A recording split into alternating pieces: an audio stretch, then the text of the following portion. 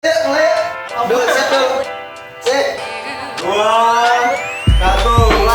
kedatangan narasumber yang agak-agak ceriwis gitu ya. ya segala bidang diambil, multi talent. Mungkin bisa langsung perkenalkan diri.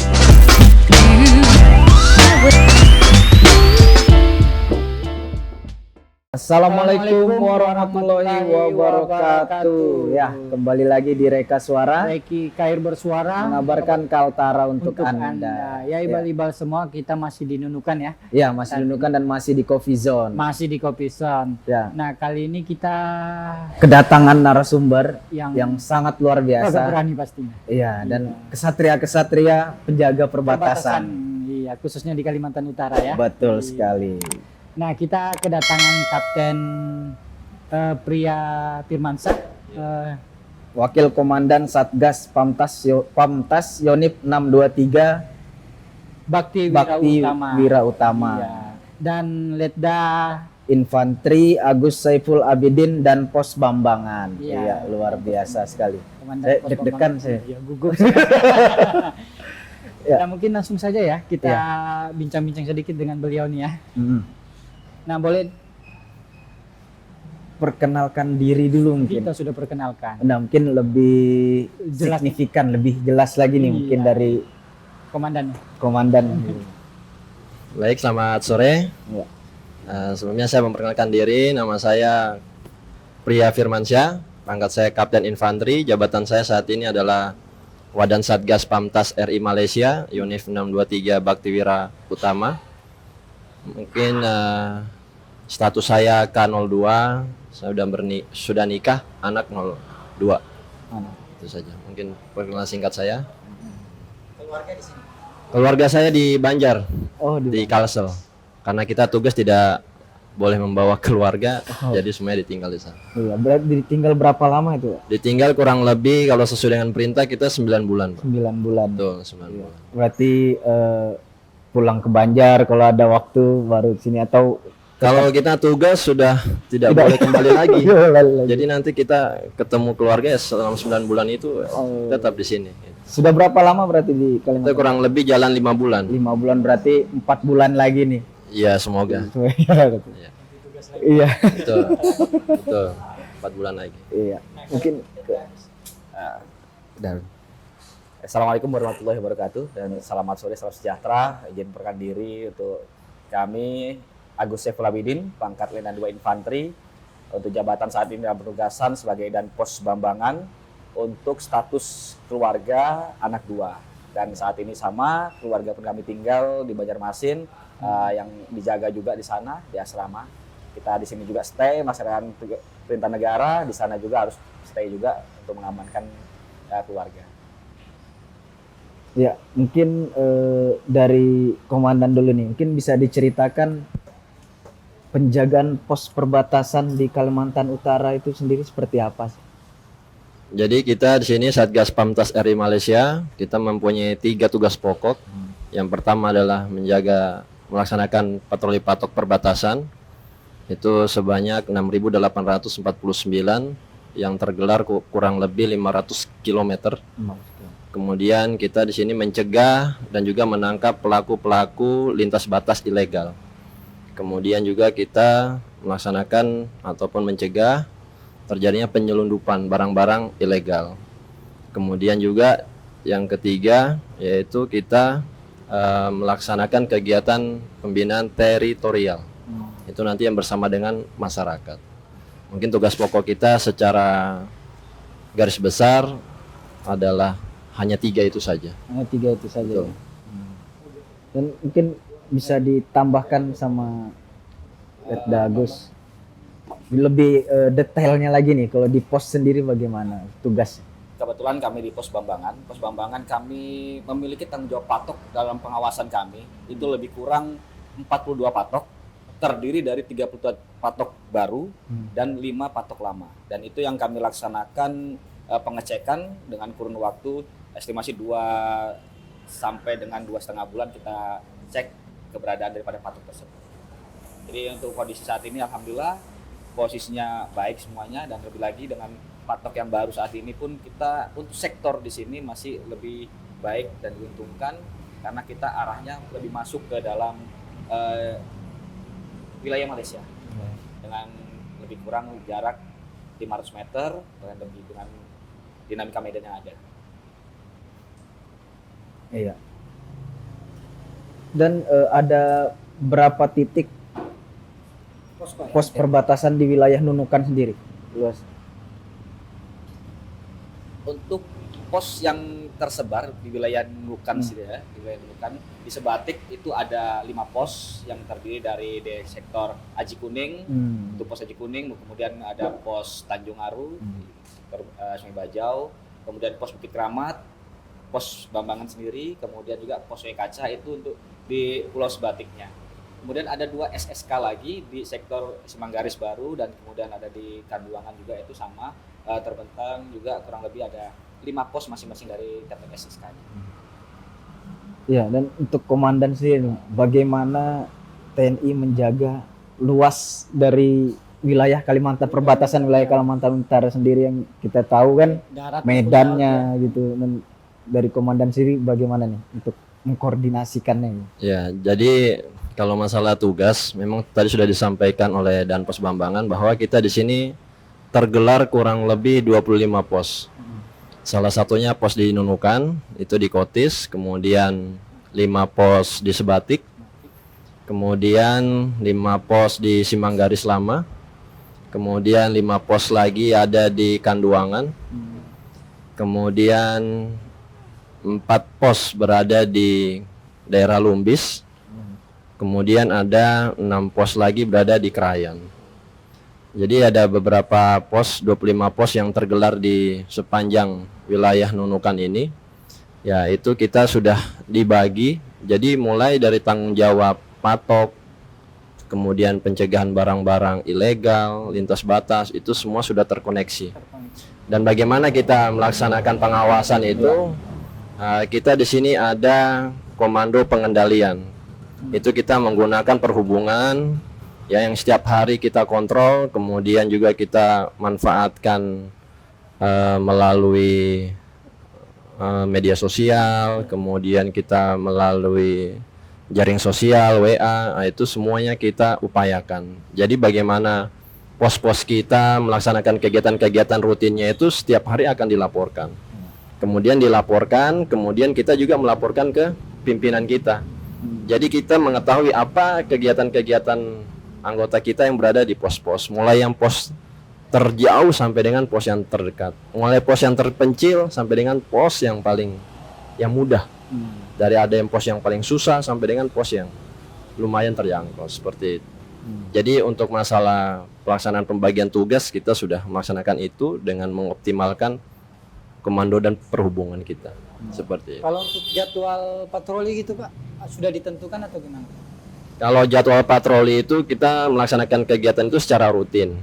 Kalau kemarin kita sudah melaksanakan kurang lebih patroli patok itu 97%, dan kemungkinan dalam waktu minggu ini itu seluruh patroli patok sudah selesai. Itu dalam selesai semuanya sampai Selesai semuanya. Jadi dari patok sebanyak 6.849 itu kita sudah melaksanakan mulai dari bulan ke-2.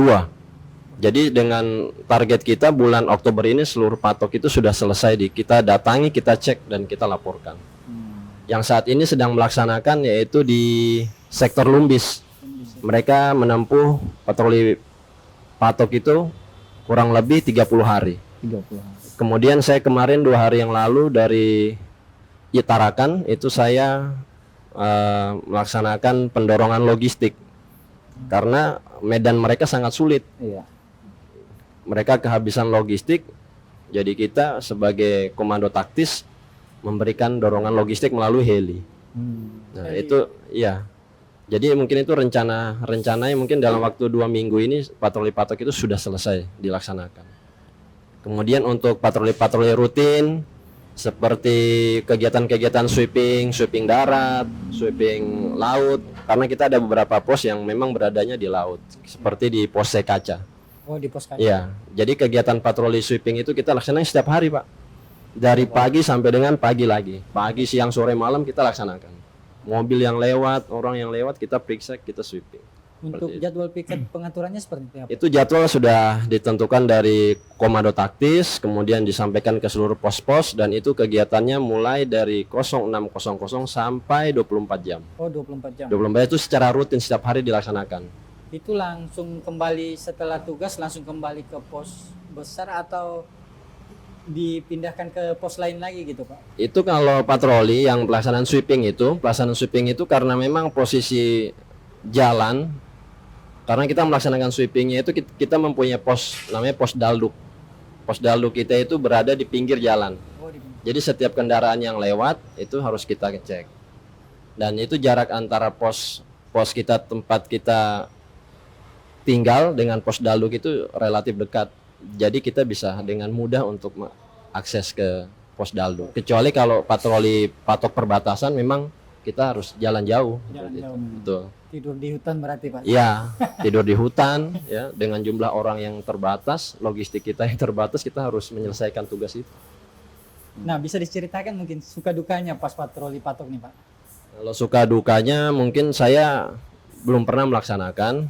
Nah, mungkin nanti lebih jelasnya biar Danpos Bambangan, karena beliau adalah pelaku langsung di lapangan itu. Ya. Ya, mungkin bisa langsung diceritakan nih Pak, suka dukanya menjaga pos perbatasan selama sudah 5 bulan ya tadi ini. Jadi kalau suka dukanya kita melaksanakan tugas seperti ini ya, kita lebih banyak suka saja, bukan happy. Ya, Kalau kita bikin duka nanti nggak akan selesai. Jadi kita dimanapun berada dari tugas sesuai dengan perintah ya happy saja. Kita bawa, kita melaksanakan perintah itu dengan penuh rasa tanggung jawab. Kemudian dinamika yang kita hadapi di lapangan dalam proses pelaksanaan patroli patok ya sesuai dengan medannya. Masing-masing medan, masing-masing wilayah itu dinamika medannya berbeda-beda. Namun secara umumnya untuk wilayah Kalimantan Utara ini mirip-mirip dan sama lah Pak. Perbukitan, kemudian lembah, dan juga ada yang sektor kami yang berada di pesisir yaitu di Rawa Bakau itu, dan itu juga dinamikanya agak lumayan. Kita harus mengetahui tentang pasang surut air. Kalau kita surut tidak bisa masuk karena lumpur, pesisirnya bukan pasir, lumpur. Kedalaman lumpur itu sendiri lumayan, kita tidak bisa bergerak gitu kalau sudah surut itu. Jadi itu. Jadi kita harus mengetahui betul-betul kalau memang pasang baru kita bisa untuk masuk, dan itu juga kita dibekali dengan kemampuan itu ya ngambang sampai dengan sektor apa tanggung jawab kita cek betul-betul untuk patok-patok tersebut. Dinamika di lapangan seperti kita ya biasa kita jumpai penghuni-penghuni hutan itu ya seperti binatang-binatang itu ya selalu ada itu. Tapi ya kita sama-sama kalau memang tidak mengganggu kita lewatkan saja. Nah, seperti di rawa itu kita lihat lumayan banyak rupanya untuk binatang melatanya itu. Ya, buayanya itu banyak ada. Itu. Jadi kalau seperti di Bambangan sendiri untuk sektornya Bukit Sebatik ini itu ada kurang lebih 32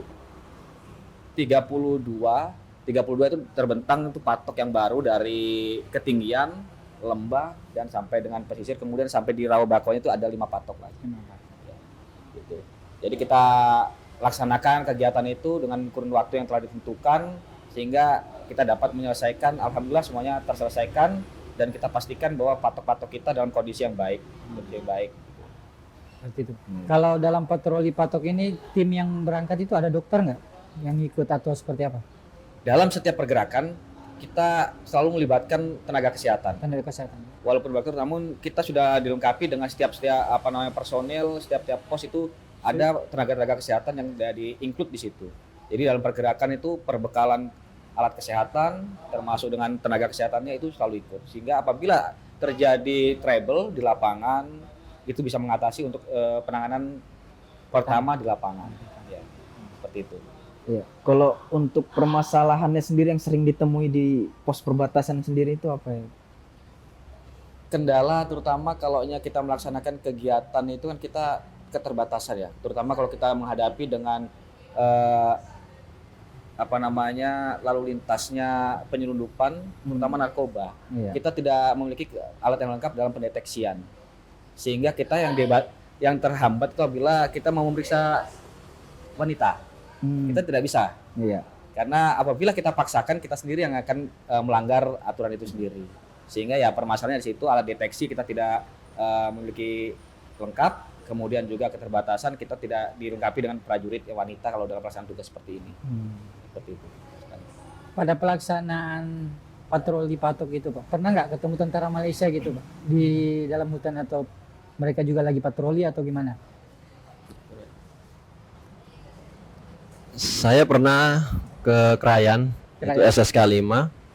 Memang kita ada beberapa pos yang gabungan sama Malaysia. Oh, gabung Pak. Gabung. Ada. Jadi ada beberapa pos yang itu ada di Krayan sama di daerah Gapma Seliku sama Gapma Bakalalan.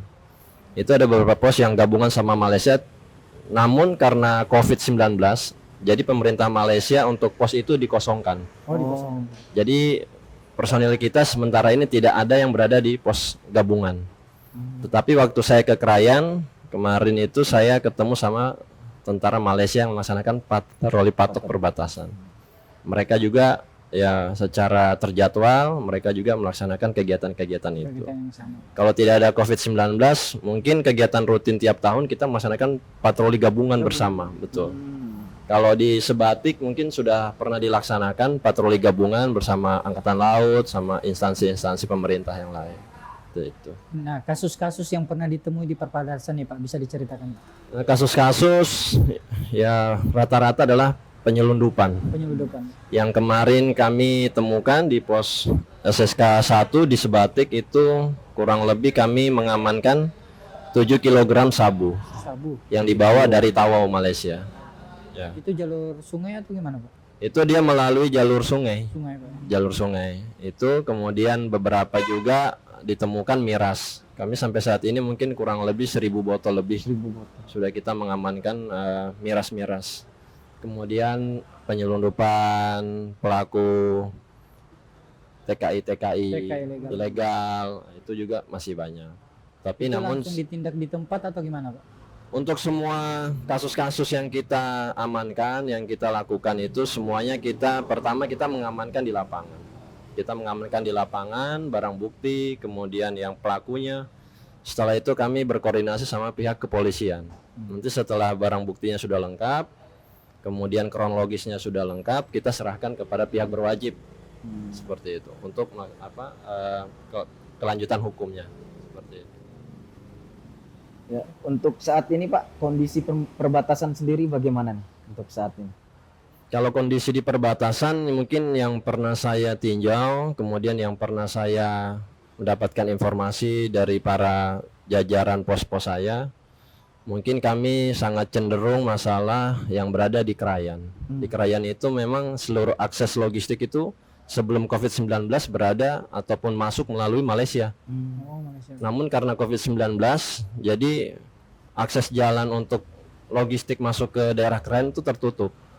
Dan itu kita sudah coba berkoordinasi dengan pihak Malaysia, dengan Danpos di Malaysia pun itu dari pihak Malaysia belum berani untuk membuka, sehingga di sana itu pada saat kita ke sana juga mengecek secara langsung, memang kondisi logistik di sana sangat susah dan sangat mahal.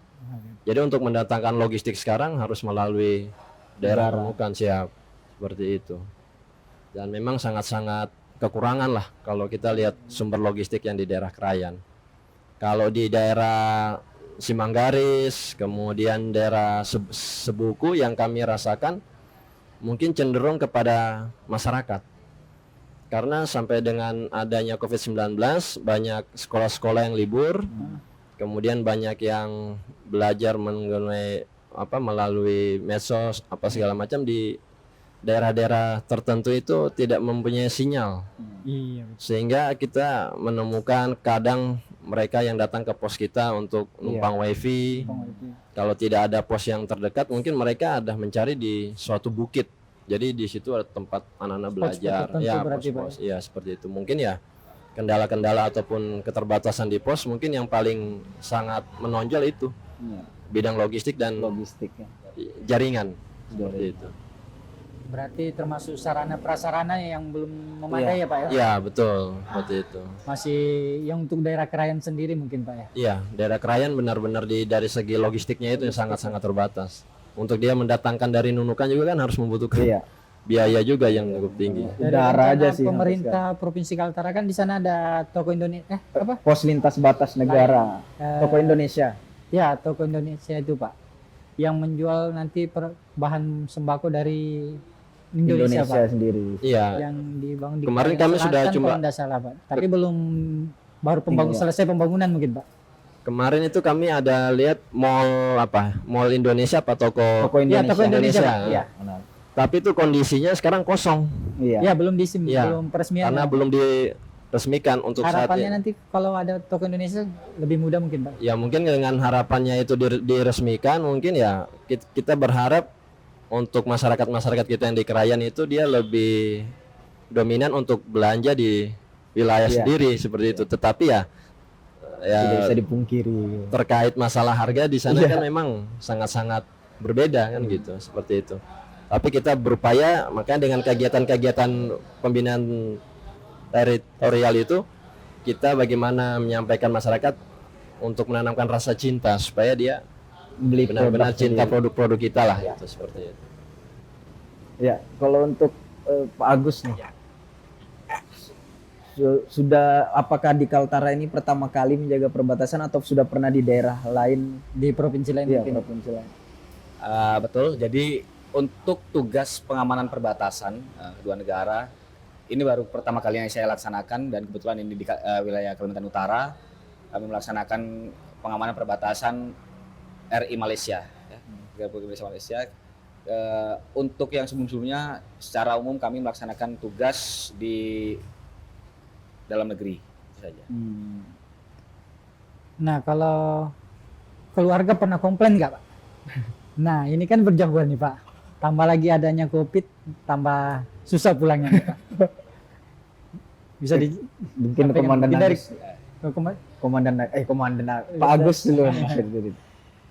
Kalau keluarga, bagaimanapun sudah paham ya, Iya. paham. Sebelum kita berkeluarga kan komitnya udah jelas. Dari- Perjanjiannya mengetahui betul bahwa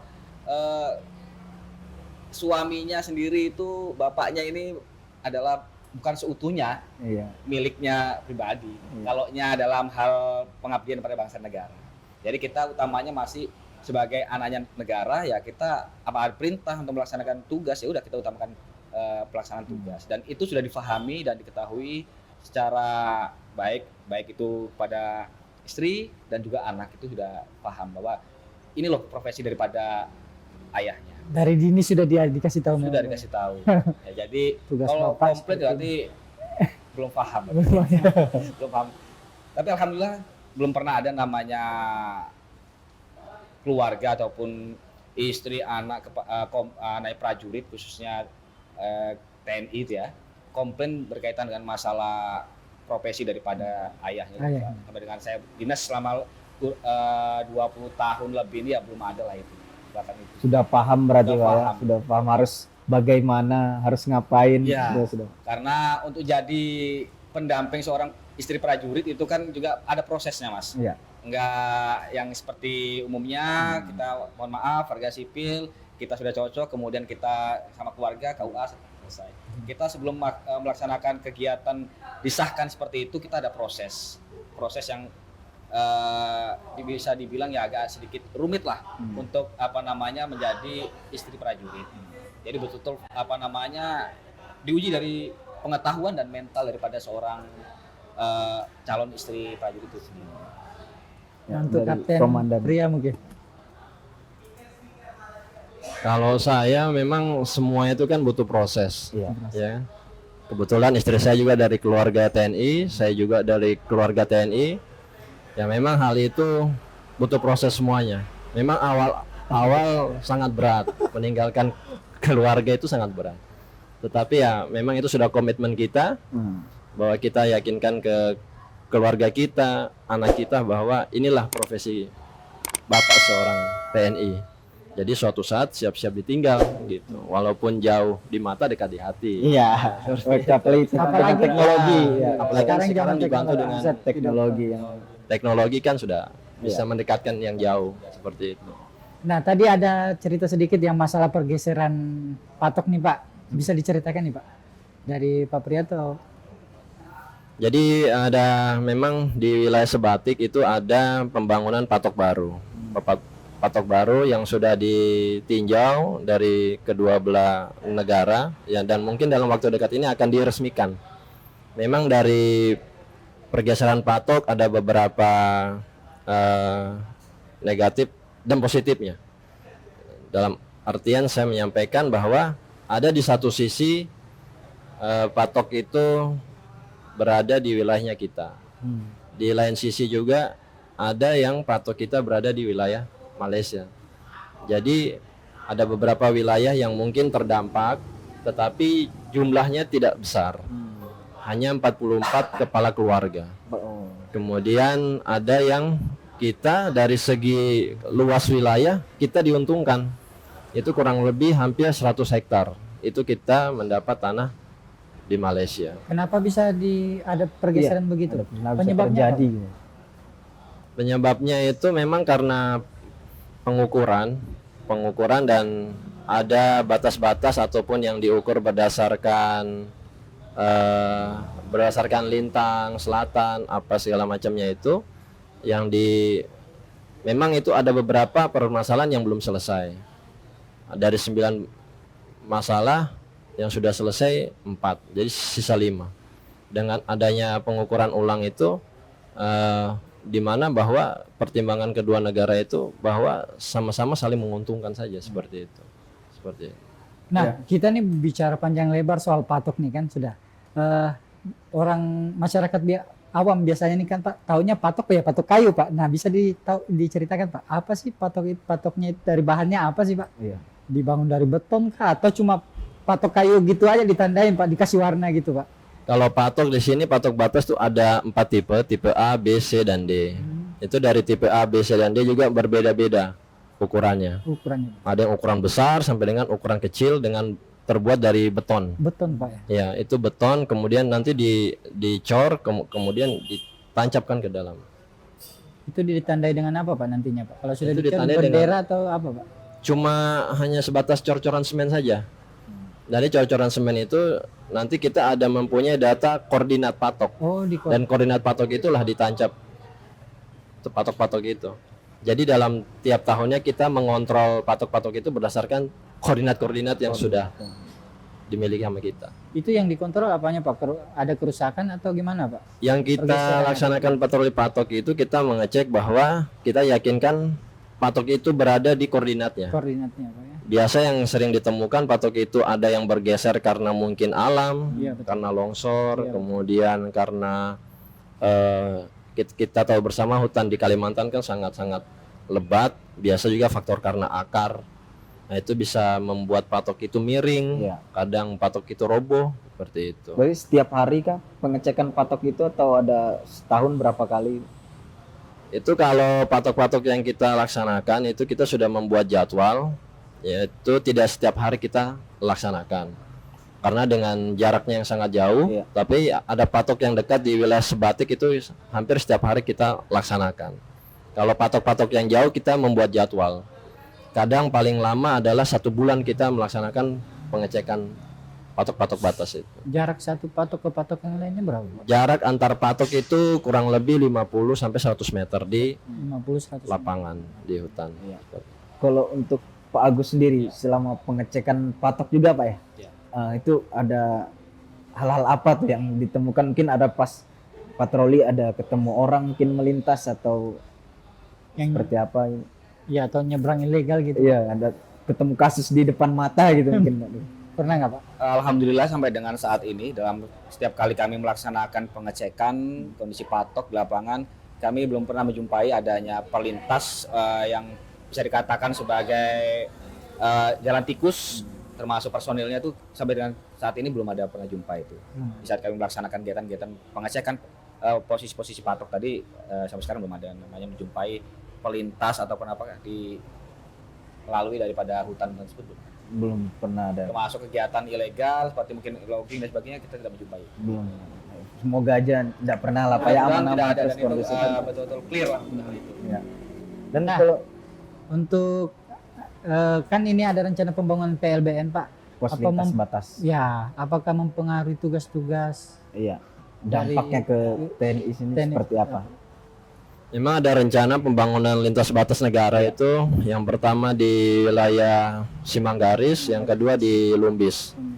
Itu kalau dari dampaknya, saya kira itu dampaknya adalah lebih menguntungkan kita. Iya. Karena dengan dibangunnya PLBN itu nanti akan terkoneksi, akan membentuk suatu perkampungan lagi. Jadi di mana dibangun PLBN itu akan membangkitkan ekonomi masyarakat, kemudian di situ akan jadi keramaian. Jadi kalau menurut saya dibangunnya PLBN juga itu membuat koneksi kita antara Malaysia lebih terkontrol. kontrol Pak. Daripada kita tidak membangun itu, mungkin banyak barang-barang yang dimasukkan melalui hutan. Dengan adanya akses PLBN itu kan semakin resmi dan legal. Jadi ya banyak yang diuntungkan lah gitu. Apalagi kita ketahui daerah kita ini banyak jalur tikusnya Pak ya. Iya. Jadi Betul. pengawasannya lebih enak mungkin kalau sudah. Betul. Iya. Mungkin harapannya dari Komandan Pria sendiri terhadap perbatasan dan pemerintah Pemerintah sendiritasnya dukungan dari bagaimana? pemerintah seperti apa Pak?